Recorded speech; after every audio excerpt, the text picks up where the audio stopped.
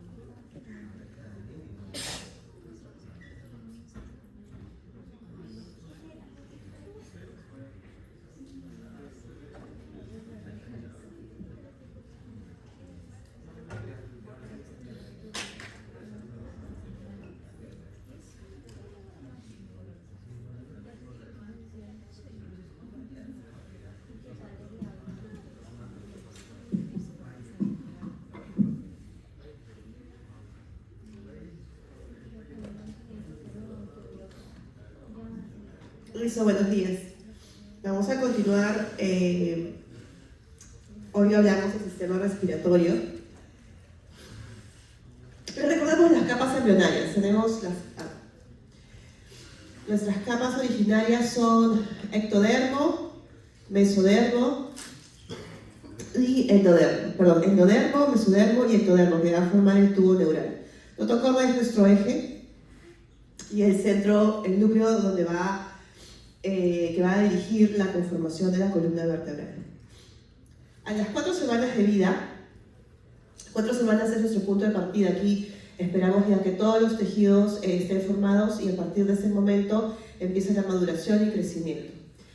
En la semana 4 de vida ya tenemos la conformación del tubo neural, formación de somites, los arcos faringios comienzan a surgir, tenemos un neuroporo craneal que luego va a cerrar y un neuroporo caudal que cierra posteriormente al caudal. La protuberancia pericárdica aloja el corazón y lentamente va a ir introduciéndose al cuerpo embrionario. Conducto vitelino, nuestra principal fuente de alimentación, hasta que la placenta está completamente formada y madura para hacer difusión y alimentación embrionaria. Si seguimos en el avance de los días, ya 25 días, 28 días, continuamos viendo la formación de los arcos faringios, placa de ojo y placa óptica. Luego viene la formación de extremidades con la aparición inicial en las extremidades superiores y luego, en un lapso de horas o un día o dos máximo, empiezan las extremidades inferiores a aparecer. ¿Quiere que le ingresemos de todas maneras? Sí, por favor. Muchas gracias.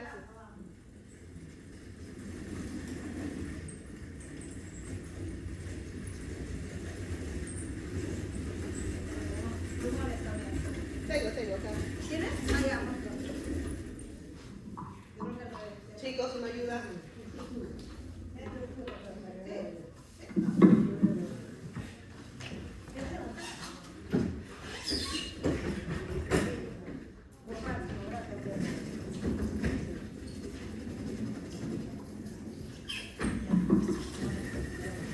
Muchas gracias. Chicos, en el hospital cargamos camillas, sillas de ruedas, pacientes, somos técnicos, somos de todo, pero una pizarra no es nada de otro mundo.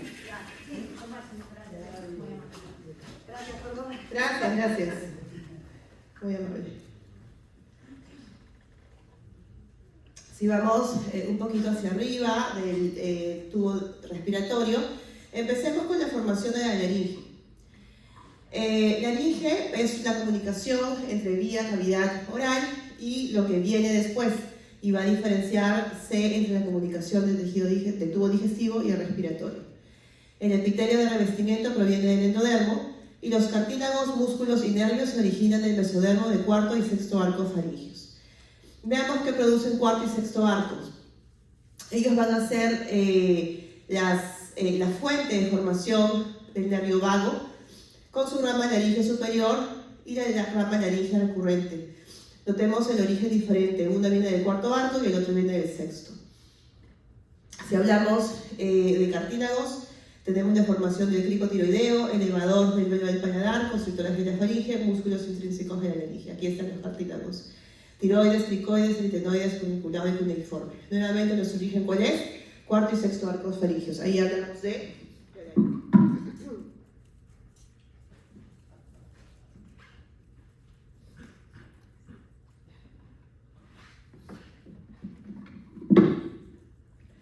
Sigamos. Luego de la semana 4, o en la semana 4, hay una interacción muy interesante entre dos sustancias. La producción de TBX4, que es un factor de transcripción, incrementa. ¿Y por qué? Porque incrementa también la concentración de ácido retinoico. En otras palabras, ácido retinoico aumenta y esto fomenta la producción de TBX4.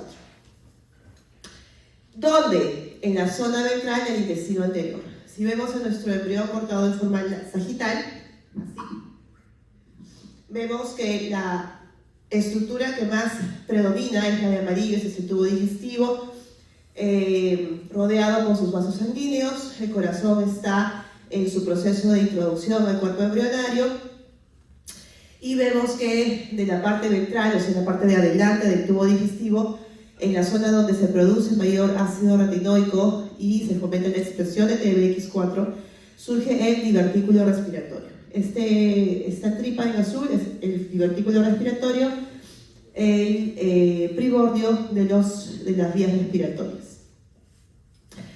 El endodermo de esta zona va a recubrir el epitelio de laringe, tráquea y bronquios.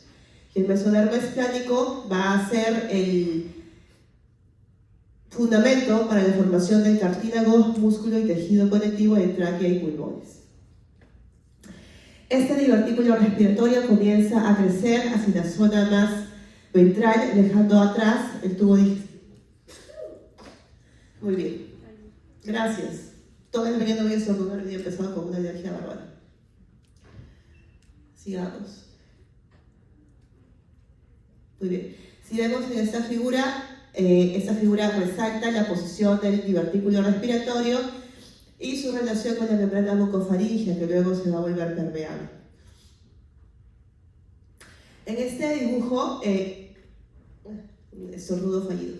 En este dibujo lo que vemos es el esquema de cómo tráquea va en la parte anterior y el tubo digestivo iría en la parte posterior. Aquí resaltamos el recubrimiento del futuro pulmón. A medida que tráquea se bifurca y se van dividiendo las ramificaciones de bronquios, todo este tubo, en un inicio son tubos, están cubiertos por la pleura parietal, que tiene su origen en el mesodermo somático, y hacia la zona más interior está la pleura visceral, proveniente del mesodermo visceral. Estas bifurcaciones de la tráquea comienzan a crecer y proliferar dentro del canal pericardio-peritoneal. En este espacio es donde se va a alojar el futuro pulmón. Si lo vemos en forma coronal es así, un corte hacia lo ancho del cuerpo, vemos los parámetros. Tenemos nuestras yemas pulmonares que están en un proceso de bifurcación en relación con el corazón y las cavidades que van a alojar a estos órganos. Tenemos el tubo neural, cotocorda, vasos, aorta y ese es el tubo digestivo. La tabicación de la tráquea. En un inicio, tanto esófago como tráquea son un mismo tubo. El asunto es que aparece un tabique que va a dividir a ambos y es necesario para la división y diferenciación de ambos tubos digestivo y respiratorio. El intestino anterior queda entonces aislado, que es lo que va a conformar en su zona superior el esófago, queda aislado del tracto respiratorio. Esta tabicación, si sufre alguna anomalía en su formación y deja espacios patentes, nos va a llevar a una malformación congénita relativamente frecuente en recién nacidos.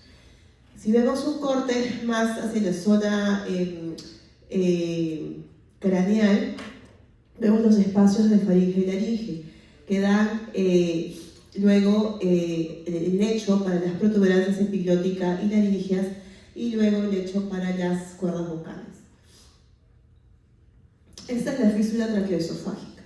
En la fístula traqueoesofágica lo que vemos es una anomalía en la tabicación de tráqueas. Es una tráquea madura porque vemos los anillos cartilaginosos formados, y la forma más común de fístula traqueoesofágica es esta. Cuando tenemos la parte proximal del esófago formando una especie de bolsa cerrada, sin continuidad con la tráquea. La continuidad ocurre en forma distal. Esta forma es la más común. El resto son menos frecuentes, pero tienen la misma noción.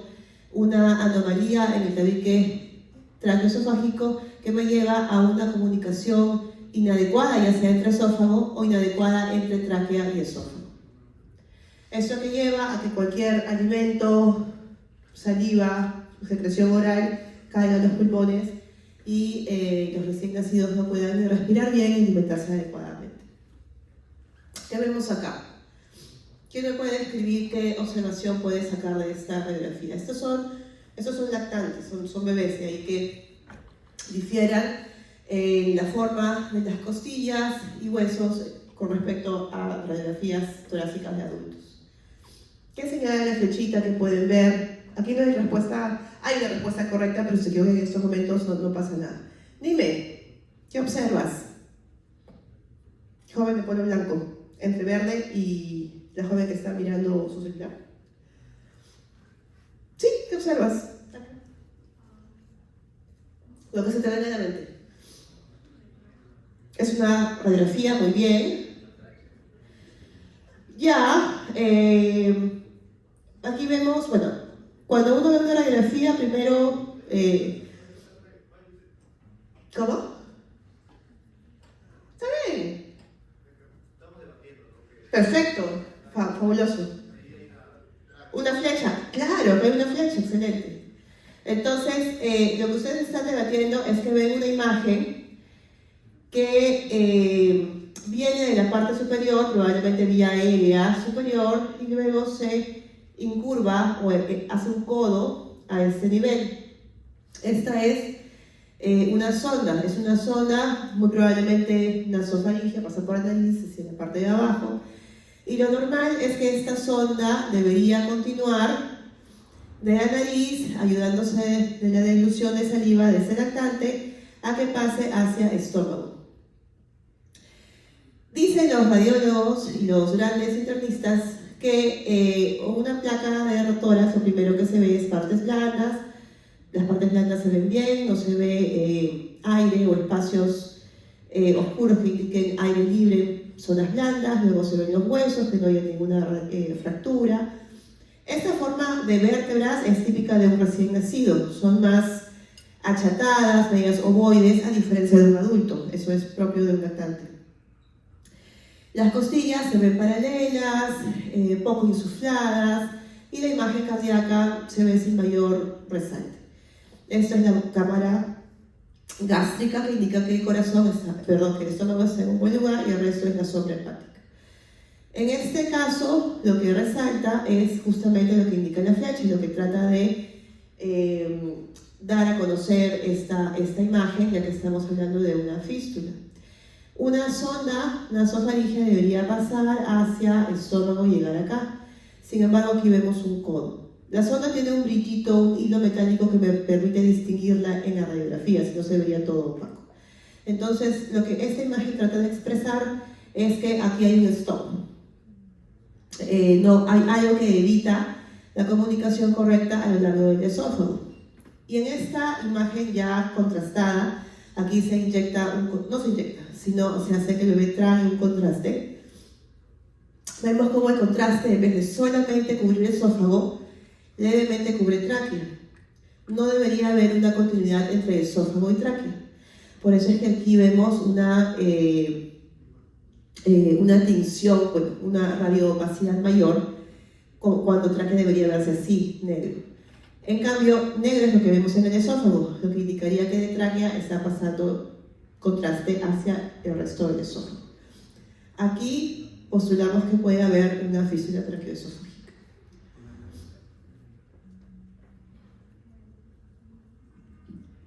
Esta imagen quizás es más clara. Aquí vemos nuevamente el codo de la sonda, que en vez de pasar hacia cámara gástrica, se queda a este nivel, indicando que hay un stop que impide el pasaje a lo largo del esófago.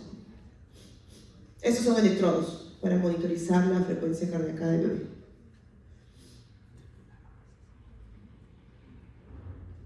Entonces, si yo me pongo a buscar causas de fístula traqueoesofágica, las causas de fístula traqueoesofágica pueden ser simples malformaciones congénitas aisladas que ocurren y o asociadas a un síndrome. En este caso, uno de los síndromes llamado asociación más conocida es Bacter.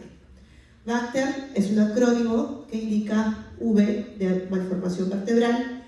¿Qué tipo de malformación? Pueden haber hemivértebras, o sea, las vértebras están a la mitad o pueden parecer triángulos en vez de rectángulos.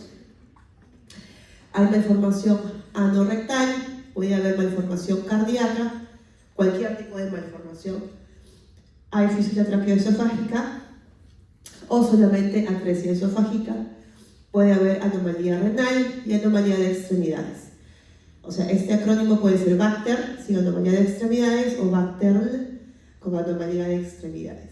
Entonces, nuevamente esto es un acrónimo, corresponde a una asociación y se llama asociación porque en realidad no se conoce la causa precisa.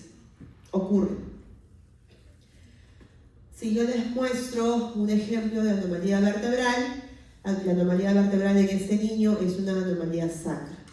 En el sacro vemos hemivértebras, aquí vemos una bolita que debería ser un rectángulo como este, sin embargo es una hemivértebra, tenemos vértebras en forma de triángulo y esta malformación en conjunto califica como una anomalía vertebral que en un niño que además tiene una fístula traqueoesofágica ya me da 2 puntos para pensar en Bacter.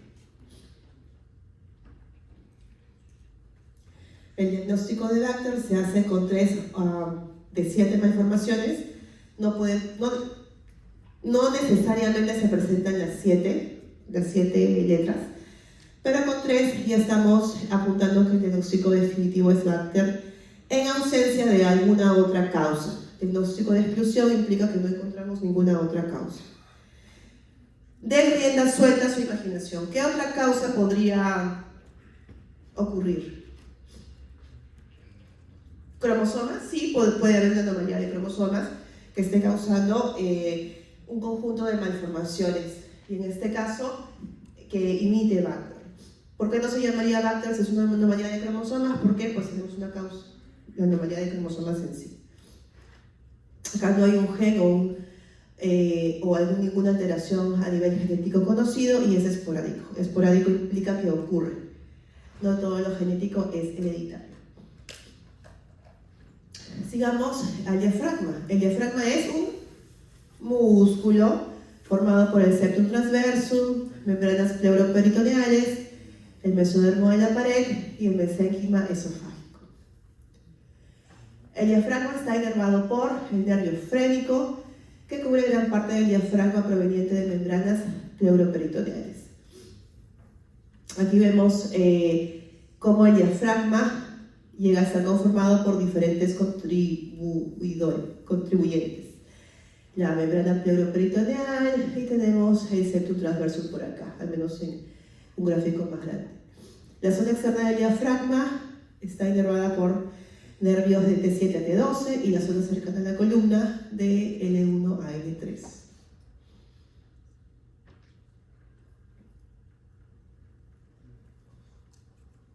¿Qué vemos?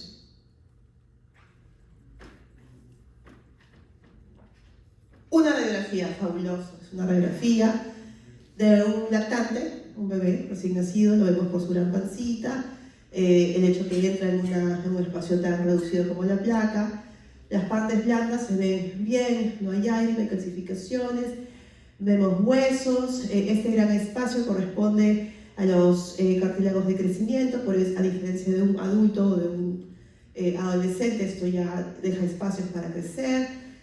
No vemos fracturas, no vemos osteopenia, las costillas están alineadas, hay una ventilación, las vértebras tienen una alineación correcta, son rectangulitos, así que por ahí no hay nada más. Silueta cardíaca, la silueta cardíaca tiene algo característico. No está tan blanquita como debería estar, está más bien, tiene una especie de capa que parece intestino. Eso es un intestino, está lleno de bastante aire. Vemos cámara gástrica, vemos silueta hepática, y lo que aquí ocurre es una disolución, no disolución de homogeneidad, sino aquí el diafragma está no alineado, sino se ha metido y está empujando el corazón. Eso es una hernia diafragmática, de ahí que vemos aire también. No es que haya aire en el corazón, sino que por delante del corazón vemos asas intestinales. Esa es una hernia diafragmática. Aquí, ¿qué ocurre? ¿O qué produce? ¿Cuál es su consecuencia? Hay hipoplasia pulmonar, porque los intestinos ocupan el espacio de pulmones y los pulmones no se pueden ampliar para ventilar adecuadamente. Puede haber hipertensión pulmonar, el corazón empuja un poquito y principalmente vemos un problema de restricción en la respiración y ventilación. Eso que ven aquí, si alguien fue muy acucioso, es un tubo endotraqueal, este bebé está intubado.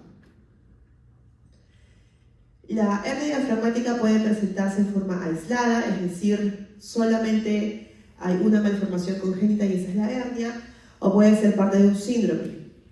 En un síndrome ya tenemos una causa en común y aquí hablamos de cromosomas nuevamente. Pueden presentarse con trisomía 21, trisomía 18 y trisomía 13. Hoy en día la medicina fetal ha avanzado al punto de poder corregir ciertas formas de hernia diafragmática intraútero para que al nacer el niño pueda respirar mejor y no tener tantos problemas.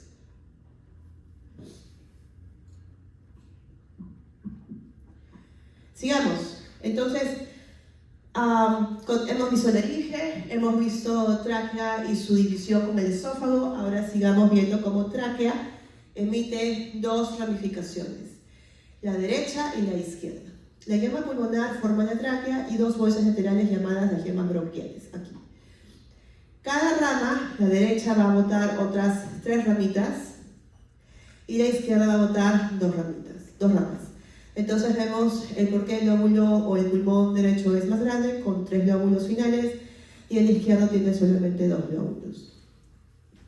A medida que pasan los días, cada ramificación va a continuar dividiéndose y subdividiéndose para formar bronquios y bronquiolos más pequeños. Recordemos que todo este campo está recubierto por la pleura que tiene su origen en el mesodermo, ya sea somático, si es la parte parietal, o el mesodermo a secas, o el mesodermo visceral, si es la parte de la pleura visceral. Sigue ramificándose hasta llegar a 10 bronquios terciarios en la zona derecha y en la zona izquierda 8 bronquios terciarios. Esta interacción mesodermo-endodermo para formar mayores ramificaciones y continuar la subdivisión está estimulada por FGFR, el receptor del factor de crecimiento de fibroblastos. Para la semana 16, la ramificación origina a los bronquiolos terminales. Hasta la semana 28, el bronquiolo terminal se divide en 2 o más bronquiolos respiratorios rodeados de mesoderma vascularizado. En la semana 36, las ramas terminales se sumergen en una red de capilares llamados los arcos terminales o alvéolos primitivos. La subdivisión continúa y en la vida postnatal se generan 6 divisiones más hasta los 2 años. Entonces, esta formación de lobulillos no solamente se detiene al nacer, sino que continúa hacia los 2 años de vida. Entonces, eso refuerza la idea de que el ser humano es un continuum. No es que estemos ya completamente formados al nacer, sino que nos falta mucho todavía. Y en el caso de los pulmones, alrededor de los 2 años es cuando más o menos termina la división de los bronquiolos pulmonares. Veamos la maduración pulmonar. Los bronquiolos terminales se subdividen en bronquiolos respiratorios y estos a su vez en unidades más pequeñas llamados arcos terminales o alvéolos primitivos. Entonces aquí ya estamos en los arcos terminales.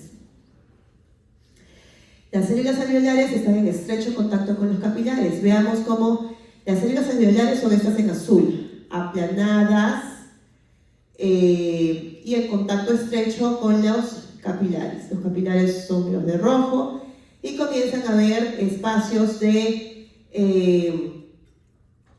los cuales esto se pega. Las membranas se vuelven más cercanas para llamar a una difusión de oxígeno y CO2. Al final del 7º mes, la cantidad de sacos alveolares y capilares maduros es la adecuada para sobrevivir.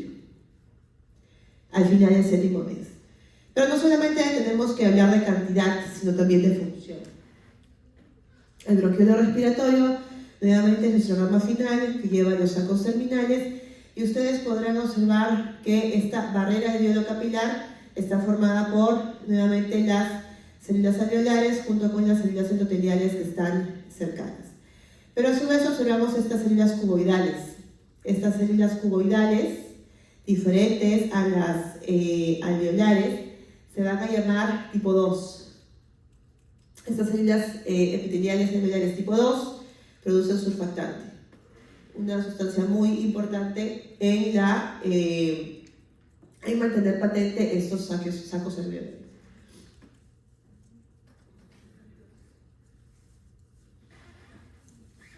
Aquí recalco que la maduración pulmonar continúa después del nacimiento. En el nacimiento hay alrededor de 20 a 70 millones de sacos terminales y el pulmón maduro tiene entre 300 y 400.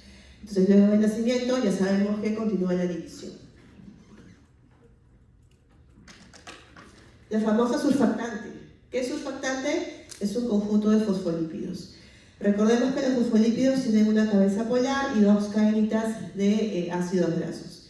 La idea de tener un fosfolípido es poder crear una capa impermeable. Y esta capa impermeable me permite que tanto los sacos alveolares entre sí no lleguen a colapsar, sino que se mantengan ligeramente separados para el ingreso de aire. Los fosfolípidos disminuyen la tensión superficial en la interfaz alveolo-capilar. Las concentraciones de surfactante incrementan en las 2 semanas anteriores al nacimiento. Este aumento de concentración hace que el surfactante extra llegue al líquido amniótico y active los macrófagos circulantes. Estos macrófagos producen interleuquina beta, que incrementan la producción de prostaglandinas en el corion y desencadenan las contracciones uterinas. Es todo un mecanismo muy interesante de cómo la maduración pulmonar lleva a señalar que ya bebés están listos para nacer y empiezan las contracciones uterinas en forma espontánea. Movimientos respiratorios. El bebé ya empieza a realizar movimientos respiratorios, obviamente no con oxígeno, sino con líquido amniótico. Y el líquido amniótico que ingresa en los pulmones estimula el desarrollo pulmonar y los músculos respiratorios. Al nacimiento, el líquido pulmonar se reabsorbe y la surfactante previene el colapso de los alvéolos. Entonces, de ahí como conclusión uno podría interpretar algo que es cierto, que el líquido amniótico en buena cantidad define no solamente un buen desarrollo muscular, articular, sino también del campo pulmonar. Vamos a ver casos. Primigeste implica primer embarazo, tiene 32 años y 11 semanas de edad gestacional. La ecografía genética, que es la ecografía en la cual no se analiza ADN, pero sí puede ver marcadores que incrementan o hacen sospechar de un riesgo alto para síndrome de Down o cualquier otra anomalía de cromosomas, en especial 13, 18 y X. Identifica que la translucencia nucal está aumentada. La translucencia nucal es este pliegue que normalmente no debería verse como una pequeña línea negra y nada más. Aquí vemos un ancho importante. Este ancho importante se llama translucencia nucal aumentada y es un marcador que manifiesta que hay un riesgo alto para que este bebé tenga una anomalía de cromosomas. Esa es la cabeza, esa es la nariz y aquí vemos como una manchita blanca, este es el hueso nasal. Cuando no se ve hueso nasal, eso también indica un riesgo alto para síndrome de Down u otra anomalía de cromosomas. Pero hay que saber también que población asiática y asiática del este, o sea, chinos, japoneses, coreanos, el hueso nasal tarda en aparecer. Solo para conocimientos generales, si es que llegan a acordarse cuando roten de ginecología, el hueso nasal aparece. La ausencia de hueso nasal en una ecografía indica que se demora en aparecer. Pero todos los bebés nacen con hueso nasal, a no ser que haya una anomalía congénita adicional. Entonces, ante esta imagen y riesgo alto de hacer o de que este bebé tenga una anomalía de cromosomas, entre ellas síndrome Down. ¿Qué es síndrome Down? ¿Cuántos cromosomas de más hay? ¿Cuál es? ¿Cuál es? El 21. Ahora se puede hacer un estudio no invasivo que se llama el ADN libre fetal o el NIPT o prenatal no invasivo, en sus siglas en inglés, en el cual se toma una muestra de sangre de la mamá, asumamos que blanco es el ADN libre circulante del bebé y azul es la mamá. No es necesario pinchar, biopsiar o extraer líquido de la cavidad uterina, sino que de sangre materna se analiza el ADN circulante del bebé. Y aquí se determina si hay una copia 21 extra, 18, 13 o una copia X de menos, y eso me permite tener una idea de si el bebé tiene efectivamente un riesgo alto para alguna anomalía de cromosomas. El resultado es alto riesgo para trisomía 21. El resto de cromosomas, que en realidad son solamente 1, 2, 3, 4. El resto es un adicional hasta el momento con menor valor predictivo, pero finalmente nuestro riesgo aquí es alto para trisomía 21. Solo una cosa adicional, si alguno tiene un caso conocido o propio, cuando ven presencia de cromosoma Y detectado, cromosoma Y indica sexo masculino, cuando no se detecta ningún cromosoma Y es femenino. Entonces, este es el mismo bebé, sabemos que ese bebé tiene trisomía 21. Sigamos en el embarazo. A las 20 semanas el bebé tiene polihidratos. Poli, mucho, hidro, agua, amnios, cavidad amniótica. Hay exceso de líquido amniótico. Entonces, esto ya es un indicativo de que puede haber o un problema a nivel digestivo que impide que el bebé degluta adecuadamente el líquido, degluta y orine. Deglutir y orinar es lo que forma el líquido amniótico. Entonces, podemos sospechar que algo en el tubo digestivo está ocurriendo que no permite adecuadamente la reabsorción adecuada del líquido extra. Al nacer, es una placa que vimos anteriormente, la zona nasogástrica se detiene en fondo de saco, aquí, y no llega a la cavidad gástrica. Entonces, usted sospecha de A, atresia duodenal, B, atresia esofágica o C, hernia diafragmática. ¿Quién dice A? ¿Quién dice B? ¿Nadie más?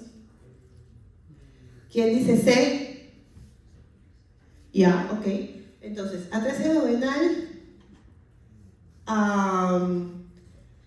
no tendría por qué quedarse aquí, la sonda, y lo que suele verse en una placa radiográfica es una doble burbuja aquí y otra burbujita acá.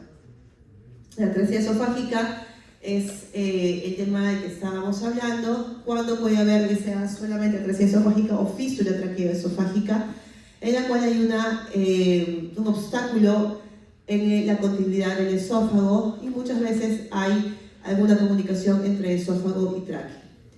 La hernia diafragmática, en la hernia diafragmática podría haber un pasaje mayor de la zona hacia abajo y sobre todo veríamos un diafragma que se eleva y que hace ver asas intestinales sobre el campo pulmonar. Y el cariotipo en sangre muestra, ya hicimos un estudio previo que esperamos ver en el cariotipo. ¿Cuántos cromosomas? ¿46? Esperamos ver 47 y con un cromosoma 21 adicional. Este es el resultado. Este es un niño, hay 2 cromosomas XY. Bueno, en parte lo sabíamos por el resultado previo que identificaba, creo que sí identificaba el cromosoma Y. Y tenemos perdón, 1, 2, 3. Si no lo he dicho antes, bueno, igual lo repito. Los cromosomas se ven en desorden en el microscopio. Esa es una metafase que se ve bajo el microscopio. Y en la computadora se recorta y se pega en orden para que podamos visualizar en orden los cromosomas.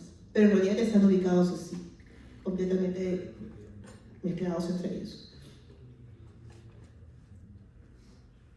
Entonces, la idea de aburrirnos con una clase de embriología es saber en parte la formación normal de los futuros órganos adultos y poder identificar algunos problemas y sus causas.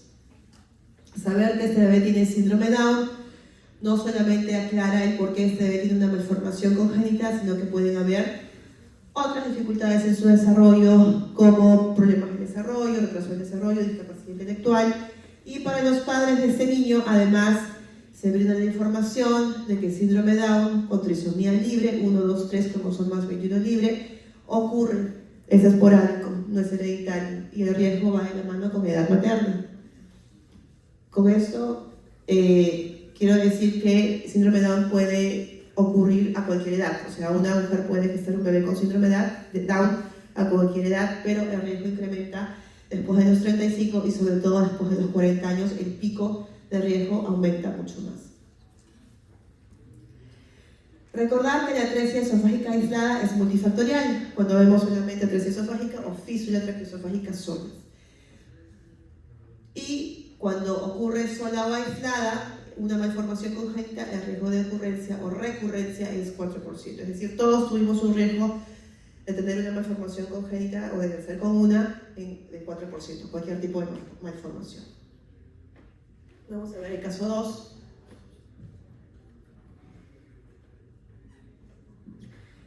Aquí tenemos un recién nacido a término, presenta ilio meconial al nacer. Ilio meconial es cuando el intestino no se mueve adecuadamente, sobre todo colon, y el bebé no defeca espontáneamente. A los 2 meses no logra ganar peso ni talla apropiadas para la edad. Se diagnostica insuficiencia pancreática como causa de un peso y talla inadecuados. A los 4 meses tiene un primer cuadro de neumonía por pseudomonas. Pseudomonas SP, no sé identificar qué tipo de pseudomonas, pero cuando hablamos de pseudomonas ya es una infección seria.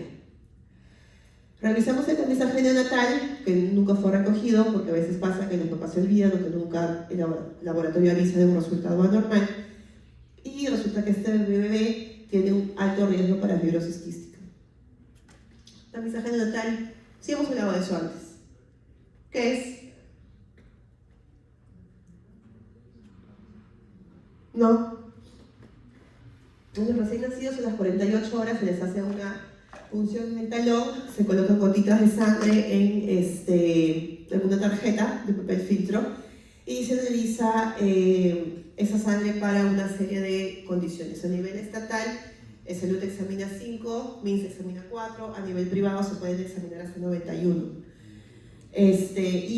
¿Cuál es la idea? Identificar que recién nacido tiene riesgo por alguna enfermedad que pueda ser tratable y recibir tratamiento a tiempo para evitar mayores complicaciones. Fibrosis quística es una de esas enfermedades. Entonces, ¿qué?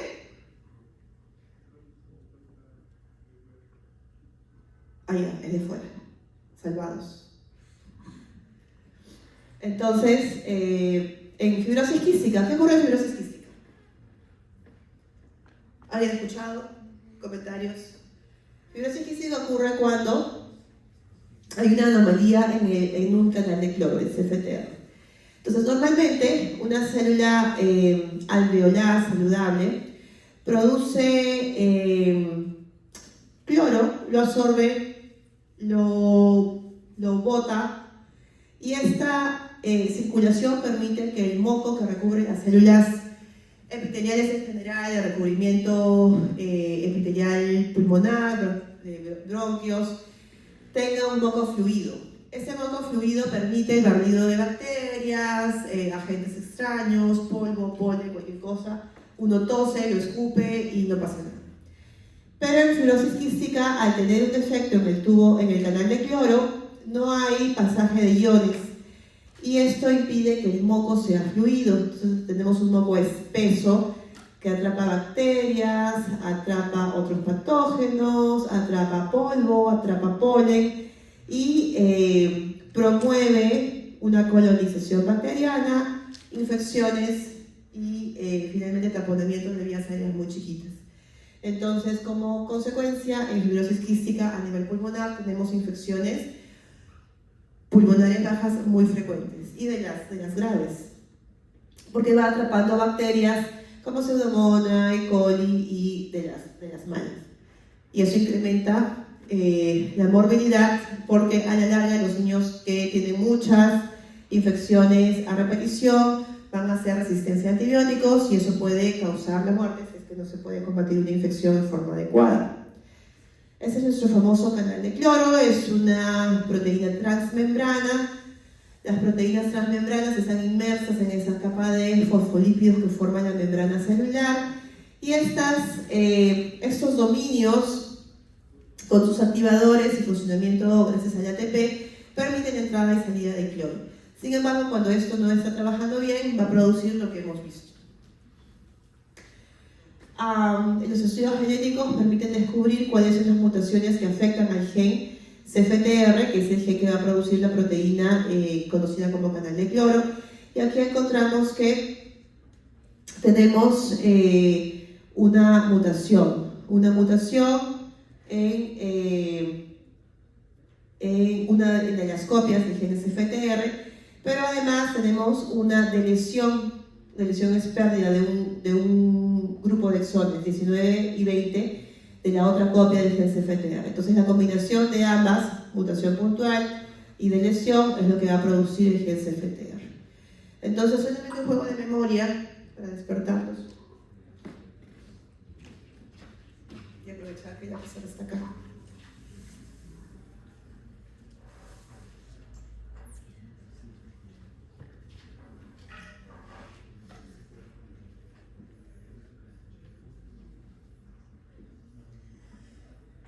Cuadrado es varón, círculo es mujer, rayita horizontal implica que es ambos son pareja, rayita hacia abajo indica que es su hijo, y este es el niño que tiene la fibrosis quística.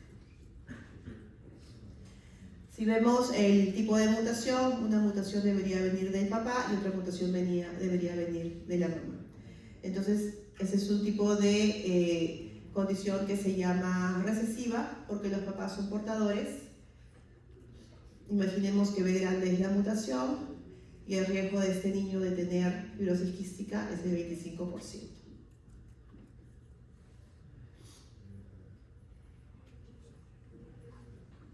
Este es mamá, este es papá.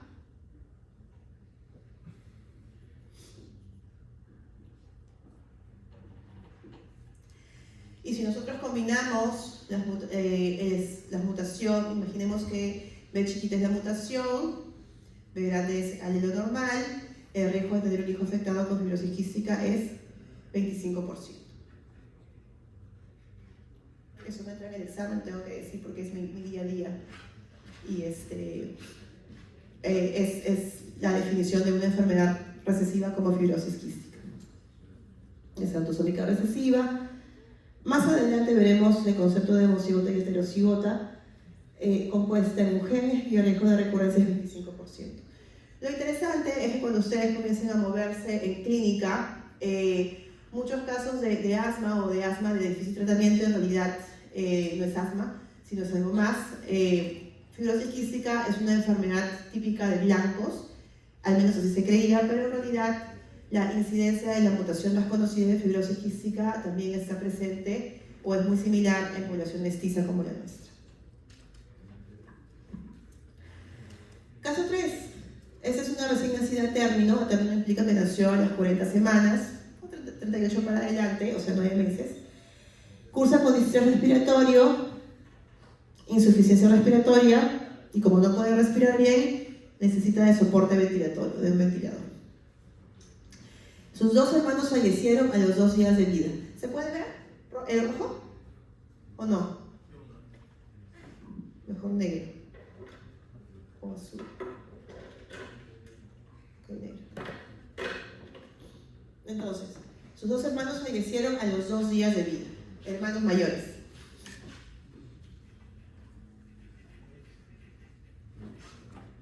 Cuando ustedes comienzan a hacer historias clínicas, la historia familiar es importante. Nadie les va a pedir hacer un heredograma en dibujo, pero sí es bueno saber qué pasó con los hermanos, qué pasó con las hermanos de papá y mamá, y en un adulto sobre todo qué está pasando con sus hermanos contemporáneos. Entonces, si tenemos una recién nacida, es una niña, no puede respirar, ella tuvo 2 hermanos. No sabemos si fue hermano o hermana, pero bueno, pondremos 2 hermanos varones que fallecieron. Rayita transversal falleció. También de distrés respiratorio. Entonces, si hablamos de solamente distrés respiratorio, podemos cubrirlos como personas afectadas. Y ambos nacieron a término, o sea, llegaron a nacer a los 9 meses, sin embargo, también tuvieron distrés respiratorio y fallecieron. El dato de nacer a los 9 meses es importante, porque lógicamente si un bebé nace pretérmino, prematuro, uno puede pensar que cualquier complicación se debe a la prematuridad. Entonces, nacer a término implica que algo raro está pasando. No hay evidencia de daño neurológico, ni infección, ni otra causa. Muy bien, hasta aquí nos quedamos. Entonces, si pensamos hasta acá y volvemos a nuestra clase de embriología, ¿qué podría pasar? Den rienda suelta a su imaginación, porque así empiezan los diagnósticos. Si uno no piensa en una posible causa, nunca va a poder llegar a descubrirla. ¿Podría ser una fístula traqueosofágica? Sí, entonces habría que colocar una sonda, eso no tiene que saberlo, pero es una posibilidad. ¿Qué otra posibilidad, recordando de clase de embriología? Hemos hablado de que de repente en la bifurcación de la tráquea y en la sucesiva división de los bronquiolos, de repente puede haber una malformación que impida una adecuada formación de bronquiolos y que tengamos una malformación que impida un desarrollo adecuado del pulmón. Podríamos ir más allá, podríamos ir incluso a que ya los alvéolos o los sacos alveolares estén formados, tengamos ya esa comunicación endotelial, epitelio alveolar, que permite la difusión de gases y de alimentos. ¿Qué sustancia estaba produciendo, que producían las células alveolares tipo 2? La surfactante. Entonces, surfactante es esa sustancia compuesta por ácidos grasos, colesterol, por fosfolípidos. Muy bien. Entonces, los fosfolípidos son los que, de la surfactante, permiten que los sacos alveolares estén patentes, se abran y se cierran, no colapsen. Entonces, un alumno muy avesado puede decirme, pero están a término. Si están a término, debería haber surfactantes, ¿sí o no? pero lamentablemente existen condiciones poco frecuentes, pero que existen, de deficiencia de surfactante. Entonces, todo en un bebé puede estar bien, desde la formación de la yema pulmonar, la formación del tabique traqueoesofágico, la subdivisión de los bronquiolos, bronquios o bronquiolos, la formación de la interfaz endotelio-epitelial, pero no se forma surfactante adecuadamente. Entonces, cuando no hay surfactante, ocurre un problema respiratorio y lamentablemente es un problema respiratorio que puede ser mortal. Hoy en día existe surfactante recombinante. Entonces, surfactante recombinante es una proteína creada que reemplaza el surfactante que no se produce adecuadamente. Pero hay formas genéticas de deficiencia de surfactante que tampoco responden a la surfactante recombinante. Si nosotros vemos a nivel patológico, a pulmón deficiente en surfactante y pulmón normal, vemos cómo el pulmón normal tiene a los canalículos alveolares abiertos, al menos se distingue un lumen, hay un moco saludable que está envolviendo los alveolos. Sin embargo, cuando hay déficit de surfactante vemos colapso de vías aéreas y vemos prácticamente fibrina, no vemos un moco saludable alrededor de los alveolos. La surfactante es una proteína que está formada por diferentes subunidades y surfactante, hay varios genes que producen surfactante. Como todo gen, sufre de la decisión de intrones y el pegue de exones, que luego va a pasar a citoplasma, de citoplasma a retículo endoplasmático, y como ustedes recordarán, en retículo endoplasmático una proteína sufre de la suma de grupos peptídicos, sigue por el Golgi, sigue a microvesículas y luego lo expulsan de la célula para tener una surfactante, una proteína extracelular. Entonces, la deficiencia de surfactante congénita es autosómica recesiva, genéticamente heterogénea, implica que hay muchos genes involucrados porque hay varios genes que producen surfactante, es muy grave, lleva a la muerte y no responde a surfactante recombinante. Entonces, si les cuento un caso para la vida, nació una bebé que falleció a los días y no se sabía por qué, se postulaba la deficiencia de surfactante. Cuando los papás llegaron a consulta que la bebé había fallecido, pero guardaban, si la bebé falleció un martes, ellos fueron un jueves, y afortunadamente, entre comillas, habían reservado un tubo de tapa morada, que es un tubo de DTA. El tubo de DTA es el mismo que se usa para el hemograma, pero también se usa para estudios genéticos, y corrimos un estudio en el cual pudimos descubrir que la causa final fue la deficiencia de surfactante congénita y que el riesgo de esa pareja de tener un siguiente bebé afectado es 25%. Si volvemos al caso inicial, resalta algo interesante, que el riesgo es 25% en cada embarazo. No significa que porque ya pasó una vez, el resto de bebés va a caer en el 75% de no enfermedad, sino que en cada embarazo el porcentaje de riesgo y transmisión se resetea y continúa siendo 25%. Parecen sutilezas, pero luego en la práctica nos olvidamos de eso y muchas veces nos preguntamos ¿y por qué se repitió si ya pasó una vez? Y la cosa es que en cada embarazo se resetea el riesgo.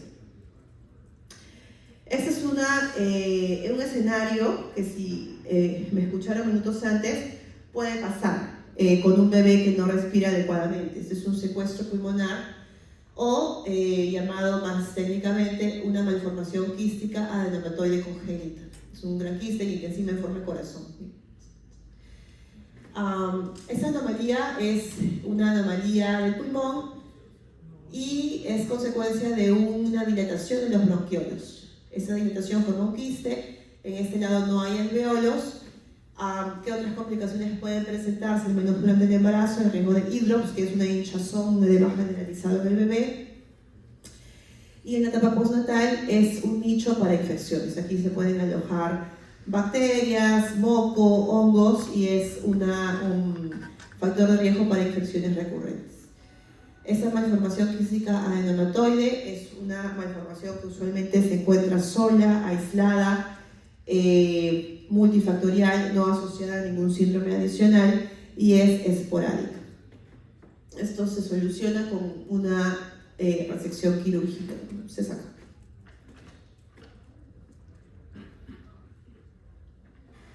Bueno, aquí vemos una joven que pareciera tener acné, pero es un acné diferente, es un acné sebáceo que tiene un aspecto muy nodular y bueno, si viéramos sus uñas tiene lesiones muy similares, se llaman angioqueratomas. Y bueno, tenemos su tomografía de pulmón que muestra los bronquiolos dilatados por ahí. Ese es un ejemplo introductorio, fotos introductorias para una condición que se llama esclerosis tuberosa. En esclerosis tuberosa hay una complicación pulmonar que se llama linfangiomatosis. Esta es una malformación de vasos que puede sangrar. Si sangra en el pulmón, obviamente puede traer consecuencias malas. Pero este es un ejemplo de una malformación que no viene sola, sino sindrómica, acompañada de otras características, como tubérculos o nódulos en el cerebro que van a producir convulsiones, discapacidad intelectual. En pie vemos esos angioqueratomas, una especie de acné muy sebáceo, muy nodular. El parche Chagrin es una especie de parche sebáceo grisáceo que se encuentra en la zona sacra. Y pueden haber también, así como en pulmón, malformaciones linfáticas y vasculares en el riñón, angiomelipomas en el riñón. Esta es una condición autosómica dominante causada por dos genes. Entonces, pulmón, como cualquier otro órgano del cuerpo, está sujeto a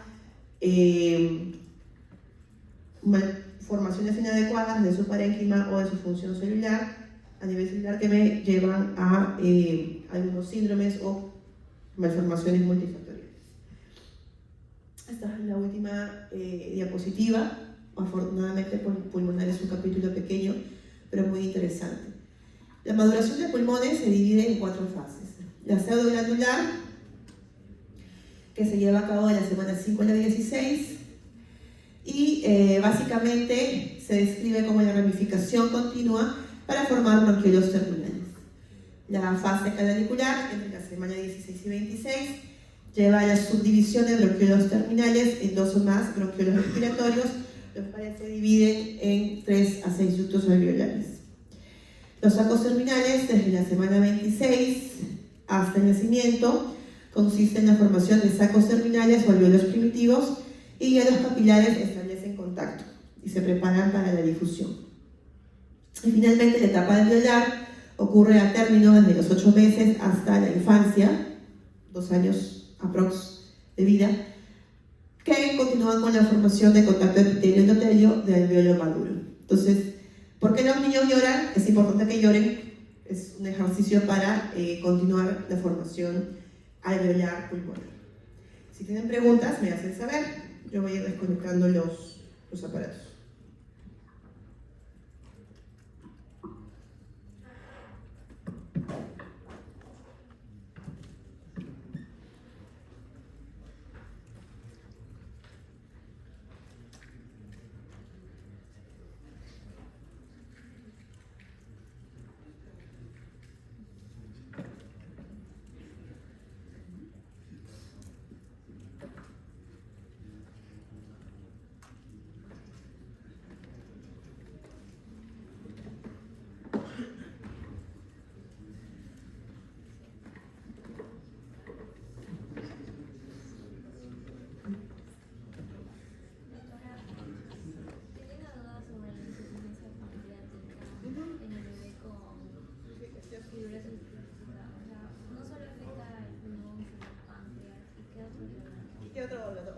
Cualquier otro órgano afectado hace que basa su función en una buena secreción de moco, con una buena función de los aparatos o el canal de cloro.